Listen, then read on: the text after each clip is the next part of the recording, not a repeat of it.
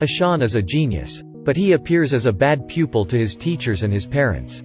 Every day, he shows up at his home in a messy look, as if he soaked himself in swam. He even coils the test marked low score and throws for the dog to play. He eats with dirty hands, never obeys his mother, fights with children in his neighborhood. These kids' parents even get familiar with Ashan's parents. But Ashan's brother is entirely different from him. He always ranks first in his class. In class, Ashan unconsciously stares at the puddle. The teacher tells him to read English literature. But he couldn't.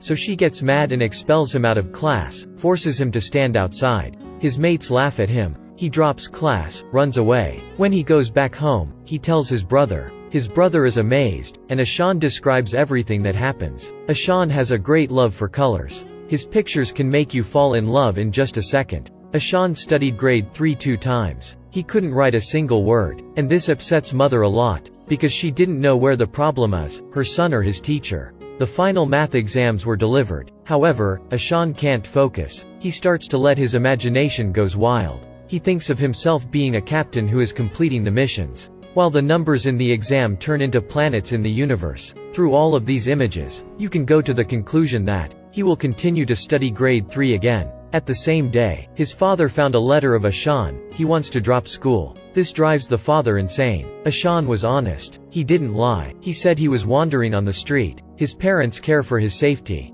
but they have never asked why Ashan insists on avoiding study. After a few exchanges with the teacher at school, they realize Ashan has never brought his exams or tests home. His scores remain 0. The president assumes Ashan has trouble with intelligence. He suggests they send him to a special school. This really confuses his parents. The father starts to blame the teachers. In a class with 60 pupils, who knows if they truly take care of our child? The mother starts her complaint, too. She says she has sacrificed her job because of her children. She even urges them to try harder every day. It just doesn't work. The couple finally blames the school. They decide to let Ashan goes to a boarding school. Despite him begging and crying, his parents show no mercy. The father believes that Ashan's imagination is the reason why he doesn't study well. Ashan was sent to a boarding school. Though the mother wasn't contented, she still left him there. Ashan does study diligently. It's just that his results aren't as expected. At the boarding school, the eating and sleeping time are put into a strict discipline. No one helps him, so he hides in the bathroom and cries at night. Day by day, Ashan learns to be independent. The teacher has him sit on the first row, and asks him to translate a poem. His answer didn't satisfy the teacher, but that's the essence of the poem. Seems like only his tablemate can share with him. In art class, Ashan starts to stare at the birds outside the window. The teacher throws chalk at him. He even uses a ruler to punish Ashan. Greater than the teachers here behave unfriendly towards Ashan. Every single word seems like they are flying with Ashan. It's not because he isn't hardworking. He tried his best. Hence, he has to bear the teacher's complaints every day, and even being made fun of by his friends. What a pity. The teacher calls his parents. They can't understand why. So mother and father take him out to relax for a while, then leave him at the boarding school again. Until recently, the school has a new art teacher. The whole school are curious, because the way the teacher shows up is weird. He cosplays a clown, and plays with his pupils, but Ashan keeps silent all the time. The unusual thing about this teacher is, he can help his pupils broaden their mind. In his first class, he gives each child a blank paper, and encourages them to use their imagination. They can do whatever they want. Imagination is Ashan's strength, but he can't draw. But this time, there is no punishment. He even cheers Ashan. कोई बात नहीं, कोई जल्दी नहीं. Ashan is shocked. The teacher finds Ashan a bit odd. Even when Ashan calls his parents, he literally can't say in full and complete sentences. He just cries. One day, the art teacher sees Ashan being punished. He nestles to a corner. At that moment, the teacher decides to learn more about him. He approaches Ashan's tablemate first. When he checks Ashan's notebooks, he realizes that Ashan has reading and writing disorder. So the teacher decides to visit Ashan's home. Until then, he knows how much Ashan loves art. Ashan shows a dreamy way of thinking. The teacher points out these mistakes that Ashan often makes for his family. B, but he writes D, while he makes DAB.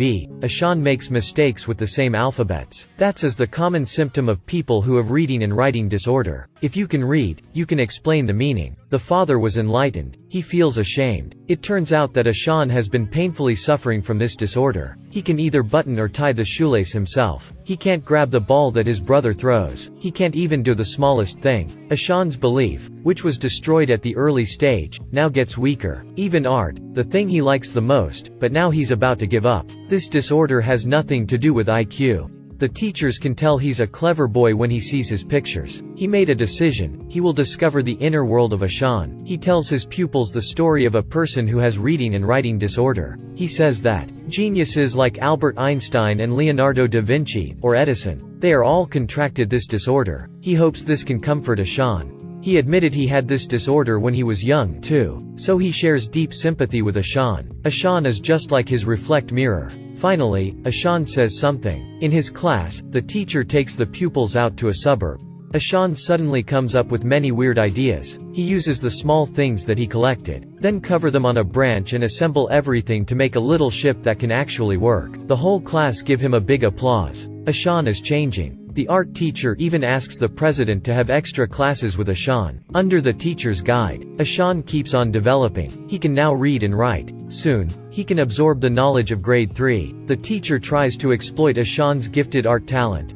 One day, the father comes to see the teacher. He is so embarrassed. He admitted he has never genuinely cared for his son. The father cries when he sees what his son has been dealt with all these times. Ashan now can button and tie the shoelace on his own. To prove Ashan's gifted drawing talent, the teacher holds a competition. It's a drawing competition that pupils and teachers can participate. There is an ocean of people at the competition. Time starts. Each person is given a blank and white paper. A painter. Ashan looks chilling. He hides in a corner and starts his work. The colors are different in the eyes of a genius. Ashan draws himself sitting on the lakeshore. The teacher draws a laughing Ashan. After a few discussion of the judges, the winner announced as Ashan. The audience gives him the loudest applause. The teachers are taken aback too. Ashan, with the art teacher's support, he saunters towards the stage. The president rewards Ashan. Afterwards, Ashan rushes towards the art teacher and hugs him tightly. His talent is finally shown. Still the same thing. There is no bad student, only the lousy teacher. Students are like blank papers, while parents and teachers are the ones who decide what to draw on them, to help them to grow, both mentally and physically. Each child is unique, but they all need protection and sympathy.